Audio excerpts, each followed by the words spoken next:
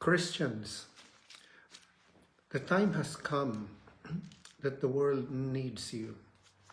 The time has come for your light to shine. You may say, we need good government officials, we need good politicians. But remember, Jesus did not tell to the politicians, neither to the government, but to his people, the Christians. He spoke to them and said, you are the light of the world. And that's what we're going to look into this evening. Amen. Welcome to the communities of St. Paul, and praise God for another opportunity to be able to share to each and every one of you from the living Word of God. Before I read to you some scriptures, I have a little request that if you can share this video to some of your friends, let them hear, let them be ministered to. Please consider, because we are living in a time where we need that those who have received the life of Christ, baptized in Christ, in order to dispel the work of darkness, need to rise up, living out of that light. And we're going to, in our teachings, magsisimula tayong to revisit the scriptures that are so very powerful, but yet it has not been given the proper attention. It is not a new revolutionary Christianity, that's not what I mean, but it is a revisitation of the Word of God, the powerful things that God has given to us, but yet we have not majored on them, but we have majored on the minors. And it is not a transformative Christianity. What is transformative Christianity? Yung isang uri ng Kristyanismo na tunay na makakapag-transform sa Kristiyano para maipamuhay niya ang katotohanang natanggap niya when he was baptized, or when he accepted or she accepted Jesus as Lord of his life. So please consider sharing these videos so that those who are not yet a part of our community may begin to listen, may begin to be may begin to remember. Paalalang muli, but I pray in a powerful way, of the truth that the Word of God has for us. From Isaiah chapter 60 and verse 1 to verse 3. Arise, shine, for your light has come, and the glory of the Lord is risen upon you. For behold, the darkness shall cover the earth, and deep darkness the people. But the Lord will arise over you, and his glory will be seen upon you. The Gentiles shall come to your light, and kings to the brightness of your rising. The light of Christ has come upon every believer. Anyone who is baptized has eternal life. Eternal life is Zoe, is the life of God, the life of Christ. It says there, since the light has come, arise and shine, and let the glory of the Lord rise upon you. Why in verse 2? For behold, darkness shall cover the earth. Don't you see darkness all around us? It's all around us. And deep darkness, the people. Last Sunday, we saw how Jesus had compassion on the multitude because they were like sheep without shepherd. Naliligaw, hindi alam kung saan papunta, at patuloy na pinagsasamantalahan ng kaaway. That's why he said, pray that the laborers may be sent by the Lord of harvest. And it says here, the Lord will rise over you and his glory will be seen upon you. Then look at that in verse 3, the Gentiles shall come to your light. Yung mga hindi nakakakilala kay Lord will come unto the light of those that are shining. And then look at this, and kings to the brightness of your rising. Kings, those are those in positions of authority. Those are those in positions of government. A peaceful and quiet life, we've shared this several times, is not dependent on any political party. It's not dependent on governments. Yes, they are God's instrument in order to work according to God's devices. But in 1 Timothy, it says that it is the Christian who are the key in order that we may live a quiet and peaceful life. Amen. Amen. Now you may ask, how can my light shine? Sa paanong paraan? Transformative Christianity, and here is where I believe it starts. You've got to know what we are in Christ. We need to know sino tayo at anong nangyari sa atin dahil tayo ay nasa Panginoon na. Amen.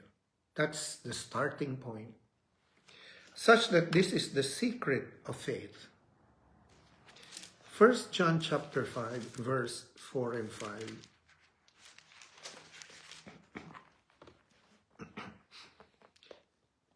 For whatever is born of God overcomes the world. So look at that. Are you born of God? You're born again. You're a Christian. You're baptized in His name. Jesus, you have accepted as Lord of your life. You are born of God. It says here, whoever is born of God overcomes the world, the failure, the sickness, the sin, the bad habits. All that comes from the world is overcome and can be overcome by those who are born of God. And this is the victory that has overcome the world, our faith. You have within you the measure of faith. It has already been given by the Spirit of God when He imparted the life of Christ in you by virtue of your baptism. It has already been imparted to you. That world overcoming faith, a type of faith that can overcome the world, such that it says, even by St. Paul, greater is He who is in me than he that is in the world. So, itong transformative Christianity, when this becomes alive in us, we shall overcome the world. And when this becomes alive in us, we can move mountains, mountain-moving faith, obstacles, the works of the enemy. It says there, even if you have faith as the grain of a mustard seed, you shall speak to this mountain and throw it and tell it, cast into the sea, and it shall obey you. So there is no work of darkness that is greater than the life that is in the believer. Amen. Amen. When you know this, you will reach a point in time that Satan cannot put diseases in you, because you already have the healing and whatever healing you will ever need in your life. For by his stripes you were healed. That's 1 Peter 2:24. Satan cannot put pain, cannot put anguish in your life. The times of want, the times of failure, the times of weakness will all be things of the past. The times of prosperity, which means having all your needs met and being able still to help others and being able still to bless others with still more than enough para itulong sa iba, those days are going to come when this transformative Christianity becomes alive in you, life manifested. Amen. Colossians chapter 1 verse 13. Colossians 1 and verse 13. He has delivered us from the power of darkness and conveyed us into the kingdom of the Son of His love. So you see, Satan do not have any more dominion over us. He used to have. He used to have dominion. But now that we are in Christ, he doesn't have any more dominion. Any works of the enemy, he doesn't have any dominion in someone who is born of God. Verse 14, in whom we have redemption through his blood, the forgiveness of sins. So we have perfect redemption.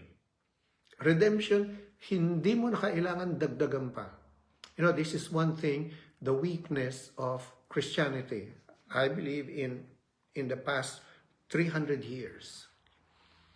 Na lalong-lalo na doon sa sinasabing God helps those who help themselves. I know what it means. However, it has not been properly taught. Dahil ang mga naging opinion at pangunawa doon ay para bang kailangan pa ng Diyos ang iyong repentance, ang iyong pag-iyak, ang iyong pagdaing para mayroong mangyari. He does not need anything. His work is perfect. It is complete. It is lacking in nothing. Yes, there is a part of man, what he has to do, he needs to respond to that. However, that work is perfect. It says there, the redemption through his blood, the forgiveness of all our sins. He has delivered us, something in the past, out of darkness into the kingdom of his beloved Son. Ephesians chapter 1 verse 7.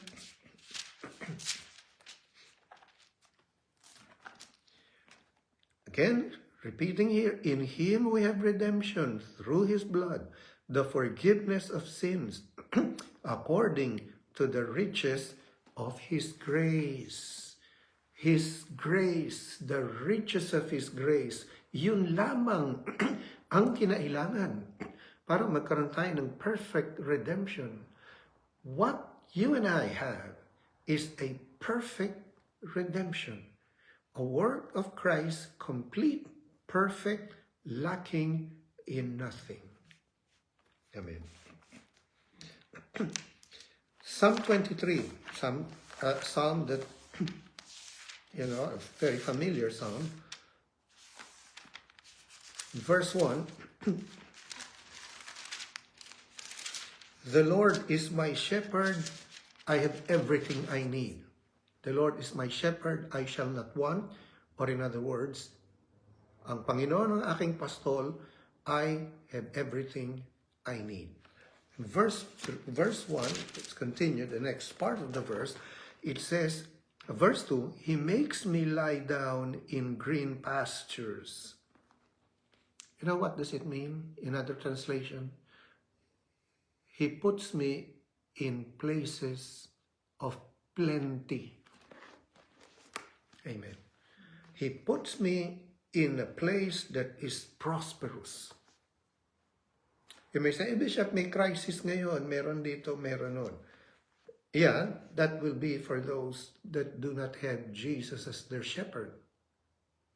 But for those who believe in Jesus as their shepherd, he makes us lie down in green pastures, in plenty, in prosperity, in things that are not lacking in anything whatsoever it is that you and I will ever need, consistent with a godly life.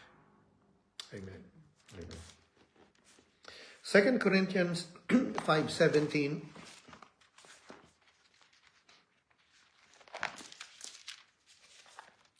If anyone is in Christ, he is a new creation. Old things have passed away.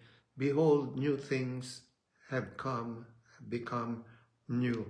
Old things have passed away.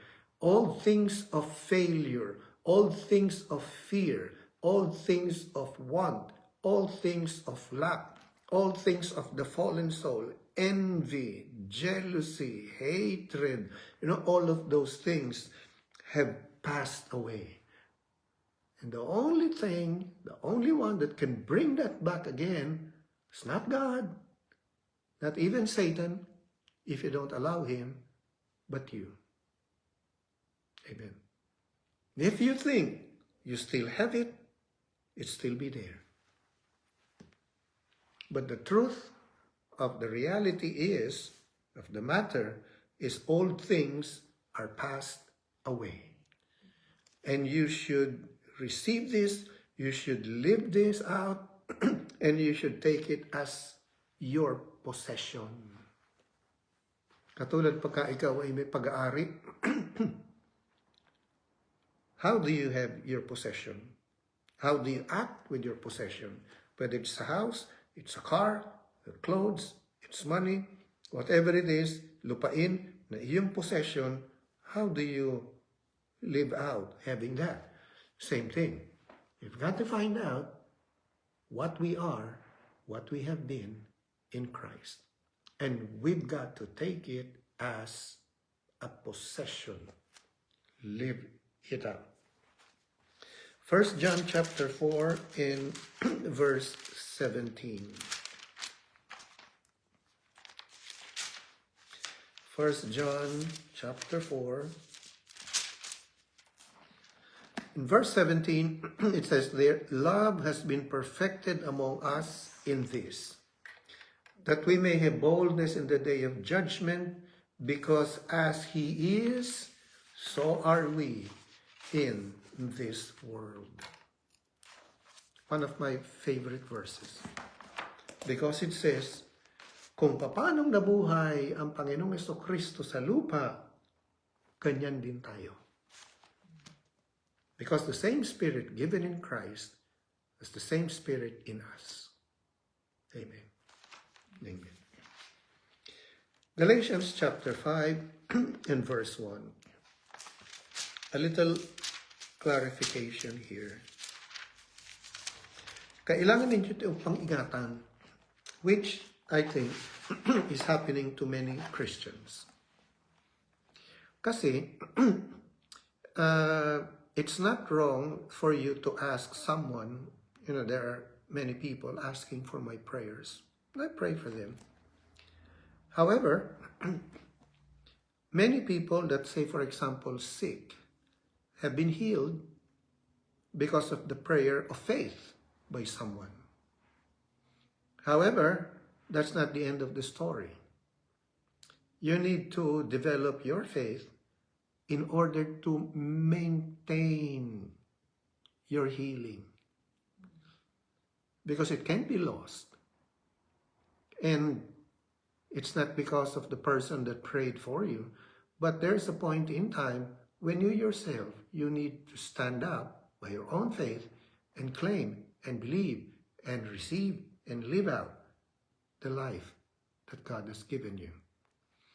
Verse 1, stand fast therefore in the liberty by which Christ has made us free, and do not be entangled again with a yoke of bondage. So, huwag mong pabayaan na muli kang igapos ng mga bagay na nagnanggapos sa iyo before you were set free. That's Galatians 5:1. So that is something the Christian's responsibility. Kailangan pag-ingatan yun sa pamamagitan ng patuloy na paglago sa salita ng Panginoon. Sa patuloy na pagde-develop ng ating faith. Sa patuloy na pakikinig, faith comes by hearing. The faith is strengthened. Sa patuloy na pagdalo sa kanyang Eucharist, partaking of the body and the blood of Christ, the means of grace. Hindi maaaring nagpa-bless tayo, kaya nga, ito sinasabi natin. Last week, I had a blessing of a house. I said, house blessing is not only once a year. It's not only one time, but at least once a year. Blessing for couples is not only one time and then you forget about it. It's not only praying for God one time and then realizing, Lord, ako'y busy, naintindihan mo naman ako siguro. No, it doesn't work that way. You may be blessed, you may be healed, you may be prospered from the faith of someone, but a time should come when you yourself is able to rise up in your own faith that sets you free. Here St. Paul is saying, stand fast so that, meaning, pag-ingatan mo na huwag itong mangyari. Amen. Amen. Hebrews chapter 7 verse 25.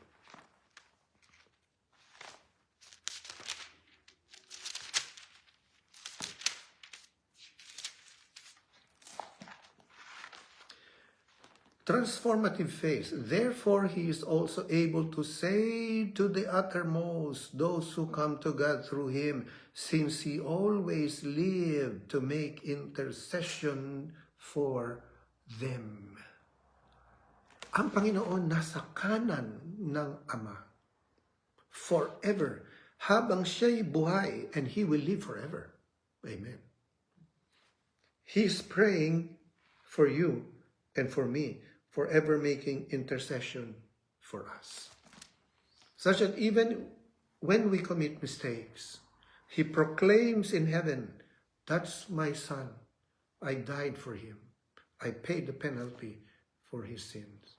When we become sick, he proclaims in heaven, that's my son that I have died for.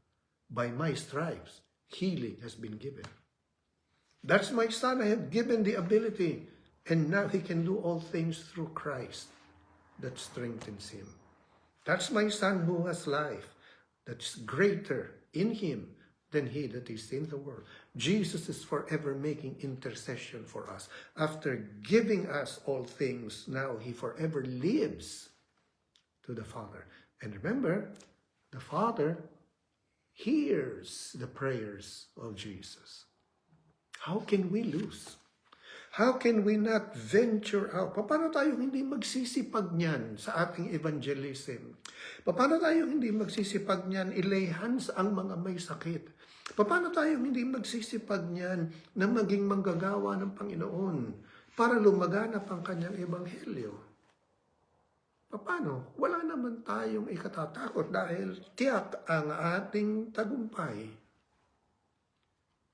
But that's when we embrace this transformative Christianity.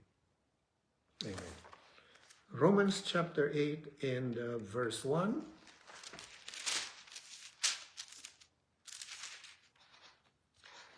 There is therefore now no condemnation for those who walk in Christ, who do not walk according to the flesh, but according to the Spirit. Now, this is how God speaks to us, through our spirit. By the word, through our spirit. Not through the senses, not through the mind.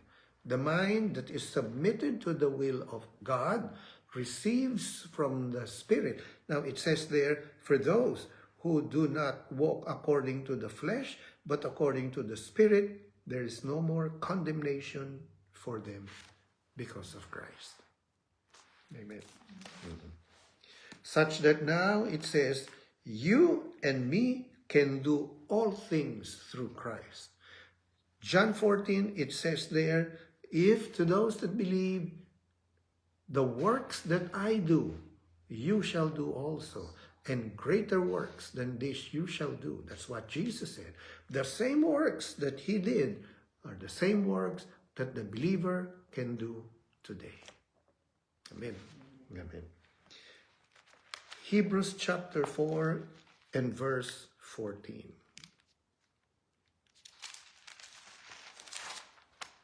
Hebrews 4.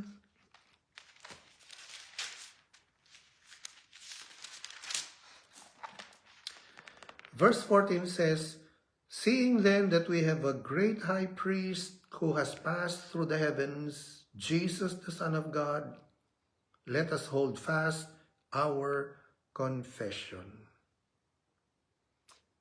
Dahil alam natin, meron tayong high priest, meron tayong intercessor, meron tayong advocate, meron tayong abogado, meron nagnanalangin para sa atin sa kanan ng Ama. Hold fast, therefore, to our confession, to our profession. Ang mga katotohanan na ito, panghawakan mo kahit anong mangyari at huwag kang papayag na ito'y nakawin ng dyablo. Patuloy mo itong panindigan. Abound in the work of the Lord. Magsipag tayo. We have been given the ministry of reconciliation. Share the word to as many people as you can. Pray for the sick. Amen. Be givers. Teach the children. Teach as many as you can. Share the word of God. Bring encouragement. Spread forth the life and the fragrance of the Lord wherever you are. Ang mga ibinabato sa iyo, palagpasin mo lamang. Harapin mo at sagutin ng mayroong sweetness at mayroong peace. Alisin mo ang duda, alisin mo ang inggit, alisin mo ang mga masasamang isip, at patuloy kang magtiwala sa Diyos. Pag-isipan mo ang mga bagay na magaganda. Manalangin ka sa umaga, pagbulay-bulayan mo ang kanyang salita sa pang-araw-araw, as much as you can, and up until the evening, read the Word, confess the Word, hold fast to the truth, the reality, because you are a child of God, because you have the life of Christ. Amen. Hold fast to your confession. Amen. Amen. I will stop here, and I pray that this has been an inspiration to you. Deep gloom enshrouds the people. That's what the world is right now. Christians, the light need to shine.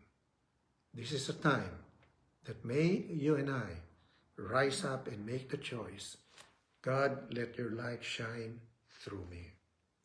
And again, I would request, share this to as many people that are not yet a part of our community, that they too, para lumaganap, there'll be more and more people with goodwill, with good thoughts. Napakarami ng hatred, napakarami ng pagkakapangkat-pangkat sa mundo, napakarami ng batikusan.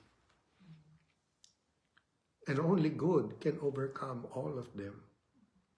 Whenever the Christian's goodwill rises up, and when there will be more with this will, we will tilt the balance and make the world better and better for the glory of God. Amen. Amen. The grace of our Lord Jesus Christ, the love of God, and the fellowship of the Holy Ghost be with us all now and forevermore. Amen.